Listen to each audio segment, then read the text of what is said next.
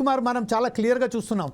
నిన్న ఏదైతే డిఎంహెచ్ కార్యాలయం ముందు ఆశా వర్కర్లు తనకు సంబంధించిన సమస్యలను, తనకు కాంగ్రెస్ ప్రభుత్వం ఏదైతే హామీలు ఇచ్చారో ఆ హామీలను నెరవేర్చండి, మాకు ఏదైతే వేతనాలు బకాయా ఉన్నారో ఆ వేతనాలను మాత్రం చెల్లించండి, 18,000 రూపాయలు మాకు ఇస్తామని చెప్పారు, అది ఇవ్వండి, పనికి సంబంధించిన గంటలు ఏదైతే ఉన్నదో దాని మీద మాట్లాడడానికి వాళ్ళు వచ్చిన తర్వాత ఒక్కసారిగా అలా చేయడం అనేది ఎంతవరకు సమంజసం అనుకుంటారు పోలీసులు? అంకటి ఇంకోటి చాలా క్లియర్గా ఏంటంటే మహిళా పోలీసులు అక్కడ ఉండగా కూడా పురుష పోలీసులు, మేల్ పోలీసులు ఎందుకు వెళ్ళారండి అక్కడికి? ఇప్పుడు చెప్పడము సులువు అండి, కానీ అక్కడ ఆందోళనలు చేస్తున్నట్టు సమయంలో మహిళా పోలీసుల యొక్క సిబ్బంది సరిపోకపోవడం ఉండొచ్చు, మహిళా పోలీసుల యొక్క శక్తి సరిపోకపోవచ్చు. అక్కడ ప్రభుత్వం మరి అక్కడ శాంతియుతంగా అక్కడ నిరసనదారులను తరలించాలని చెప్పి ప్రభుత్వం మరి అది పోలీసు ఉన్నతాధికారులు వారికి ఆదేశించిన ప్రకారం ఆ సమయానుకూలంగా అక్కడ స్త్రీల పురుషుల అంటే ఇట్లాంటి ఆందోళన సమయాలలో అది సాధ్యం కాదండి. మనం ప్రాక్టికల్ గా అక్కడ వాళ్ళు వారి పట్ల మర్యాదగా నడుచుకుంటున్నారు, అది సంతోషించాలి. ఒక మహిళ చెంప మీద కొట్టినప్పుడు కూడా నవ్వుతూ తన సోదరిలాగా తన తల్లిలాగా భావించుకుంటున్నారు. అది కాంగ్రెస్ పాలనను, రేవంత్ రెడ్డి గారి పాలనను సూచిస్తా ఉంది. అది కానీ అక్కడ పురుషులు ఆందోళన కార్యక్రమం తగినంత సిబ్బంది లేనప్పుడు అందరూ అంతమంది వినోద్ కుమార్ గారు ఒక్క విషయం ఏంటంటే సుప్రీం కోర్ట్ గైడెన్స్ చాలా క్లియర్గా ఉన్నాయి, హైకోర్టు గైడెన్స్ చాలా క్లియర్గా ఉన్నాయి, మనం రాజ్యాంగం ఏదో రాసుకున్న దాంట్లో క్లియర్గా ఉన్నాయి, మహిళలకు సంబంధించి పురుషులు చేపట్టడానికి అవకాశమే లేదు, వీలే లేదు అని. అసోంటి సమయంలో అక్కడ పురుషులు రావడము, మనం వారిని కొట్టడం కూడా మనం కళ్ళారా చూస్తున్నాం. అక్కడ పురుషులు ఏదైతే ఉన్నారో అది చూడండి, అక్కడ మనం ఆ విజువల్స్లో చాలా క్లియర్గా చూస్తున్నాం. There is a no lady police there.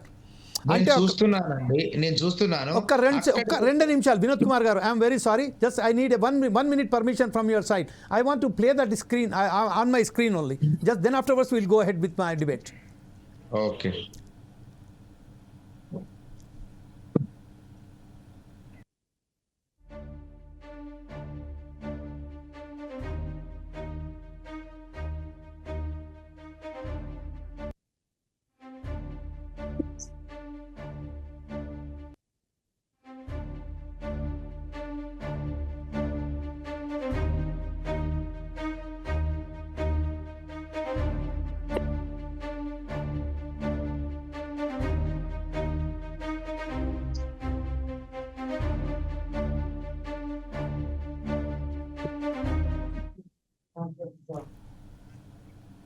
Right. ఇప్పుడు వినోద్ కుమార్ గారు మనం కళ్ళారా చూసాం ఆ పోలీస్ అధికారి ఎలా అయితే ప్రవర్తిస్తున్నారో అలాగనే అక్కడి నుంచి వెళ్ళి ఒక మగ పోలీసు కూడా అతని మీదకి ఎక్కి ఆ అమ్మాయి మీద చేయి చేసుకునడం కూడా మనం కళ్ళారా చూసాం, కిందన కూడా వాళ్ళ ప్రవర్తన చూసాం. ఇప్పుడేమంటారండి వినోద్ కుమార్ గారు? ఇప్పుడు అక్కడికి ఎంతమంది మహిళలు అయితే వచ్చారో అంతమంది మహిళల ఆందోళన కార్యక్రమం చిరుంపజేసేంత మహిళా సిబ్బంది ఉన్నారా అండి? ప్రాక్టికల్ గా సుప్రీంకోర్టు, హైకోర్టు ఆదేశాలు ఓకే పరిగణలోకి తీసుకున్నాం, కానీ ఇక్కడ ఆందోళన విరింపజేసేంత మహిళా సిబ్బంది ఉందా?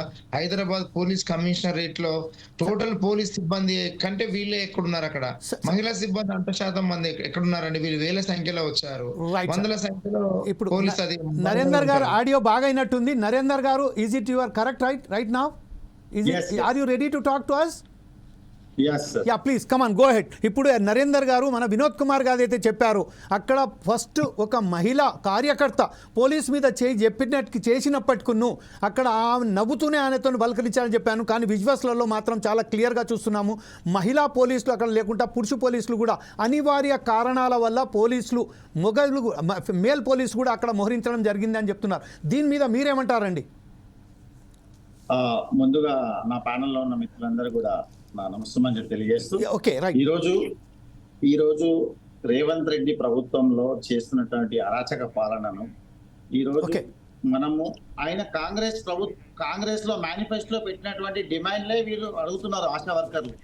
ఆశా వర్కర్లు ఏవైతే ఉన్నాయో, ఆశా వర్కర్లు 26,500 రాష్ట్రంలో ఉన్నటువంటి 26,573 మంది ఆశా వర్కర్లు ఉన్నారు. గత ప్రభుత్వము 9,900 రూపాయలు ఆశా వర్కర్ల జీతం ఇచ్చింది.